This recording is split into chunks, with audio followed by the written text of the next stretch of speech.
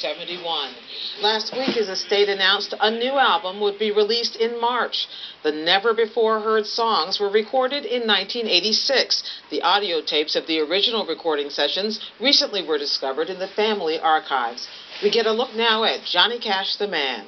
Jeffrey Brown has our book conversation. From the Sun Recording Studios in Memphis. Now I taught the weeping willow how to cry. Oh, Johnny. California's Folsom Prison. I hear the train a-coming, it's rolling around a bend, and I ain't seen the sunshine since I don't know when. To the famous last video he recorded before he died. I hurt myself today to see if I still feel. Johnny Cash crossed musical boundaries and influenced and moved several generations of singers, songwriters, and fans, even while he struggled with his own addictions and pains. All of this can be found in Johnny Cash, The Life, a new biography by Robert Hilburn, who served as chief music critic for the Los Angeles Times for more than 30 years. Welcome to you. Great, Jeff. Thank you. Nice to be here. The man himself wrote memoirs. There's the famous hit movie, right? Walk the Line. There's been other biographies. Why did you feel it was necessary? What had been missed that you wanted to capture? Well, I had known Cash from the Folsom Prison days through a week before he did the Hurt video, and I didn't think about writing a biography until after his death. I thought he was an amazingly important artist, someone who's going to be remembered 50 years ago, but I wasn't going to write a biography. Then I saw the movie.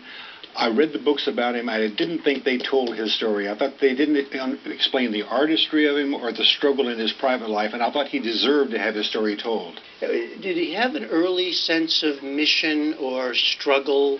Was that apparent from the very beginning? Yes, absolutely. He came from one of the reasons I was fascinated by him, of all the people I interviewed, Dylan, Springsteen, everybody you can imagine who was important in pop music, he was the most mysterious to me. Where did his artistry come from? It comes from a cotton patch in Arkansas. He enters a field of country music in the 50s that had no more ambition.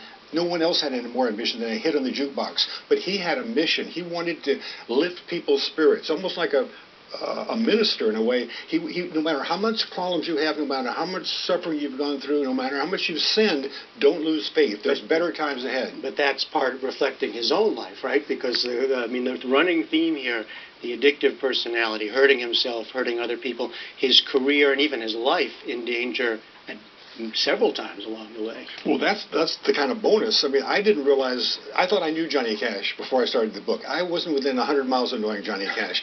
The first thing you find out is he gets his sense of artistry on the cotton patch. He and his family in the hot sun would sing gospel music, and that would comfort him. He would go to church. Everybody, all these destitute farmers in this little tiny town would sing gospel music. They would lift their spirits. So his mission was to lift people's spirits the way his spirits had been lifted as a child. You write a lot about the myth-making aspect to it, right? The stories that he told about himself. And yet there's also this incredibly authentic Johnny Cash. The reason I think people connect with him. How do you put these two together? Myth-making and the authenticity. The best thing I ever heard, Chris Christopherson wrote a great song about Cash. He's a walking contradiction, partly truth and partly fiction. And that's exactly true. I took 700 pages to write what Chris wrote in those 4 lines. And the part of it was, he's an artist. He's a storyteller. Rather than tell you I went to the market yesterday, he'll make a more dramatic way of saying that. That's part of the storytelling. Never let the facts interfere with a good story. Now, on the other hand, he was this idealistic person who was constantly battling these demons. So he felt the guilt of abandoning his family. His father never gave him the love he wanted. His brother dies young. All these things are troubling him. He starts taking pills to try to ease that pain, and unfortunately, he's an addict. Other people in country music used to take 2 or 3 pills a day to give him energy. He would take 10 and 20 and 30 pills a day. He was spiraling out of control. You talk about that famous moment in 1968 at Folsom Prison. You were the only rock critic journalist there covering it. that was a moment where he took many pills. Yeah, he But did. describe that. Why was that moment so important for him? Well, see, there was the great thing, even maybe, he was a very smart man, first of all. He had 160 IQ, but maybe more than his talent as a songwriter, he had an empathy for the underdog. He was always trying to lift people's spirits. He had played prisons before, and he saw the reaction of these prisoners, because these prisoners, they knew he had been in jail. They had heard Folsom Prison. They knew he had been in handcuffs on the front page of a newspaper. His mother had seen that. So there was this tremendous rapport. He wanted to do that concert because he wanted to have the best possible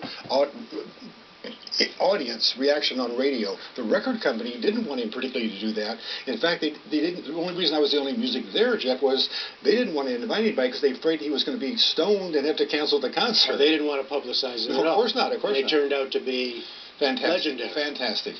Yeah. He was his thing. His record career was kind of sputtering. He knew if I could only capture on record the rapport, the feeling I have in that concert, and that did make him a superstar. That and the San Quentin album and the ABC television show. In talking about his artistry, you really focus a lot on his words. Yeah. I mean, he wrote these songs. Yeah. He was. And he had somehow words were important to him. Yeah, he was always a good writer. In school, he used to do other people's assignments and homework and stuff, and they'd pay him 50 cents.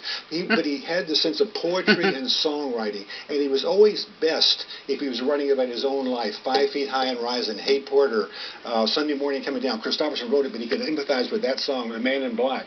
When he told his story, when he tried to write a hit for the jukebox, he wasn't nearly as good at it. He was much better when he was an authentic writing about himself, and that's what he always prized, authenticity.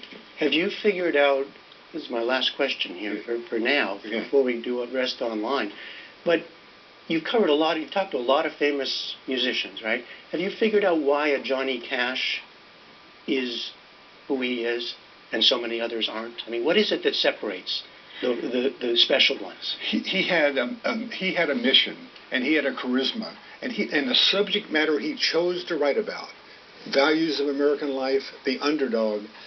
We're all underdogs in some way. We all respond to that. We all felt that he was talking to us. Whether he was a prison at Native American reservation, everyone felt he was one of them, and so he was speaking to the heart of America somehow, and he came through. All right, we will continue online. I want to ask you especially about June Carter and their relationship. But for now, Johnny Cash, The Life, Robert Hilburn. Thanks so much. Thanks, Jeff. Thank you.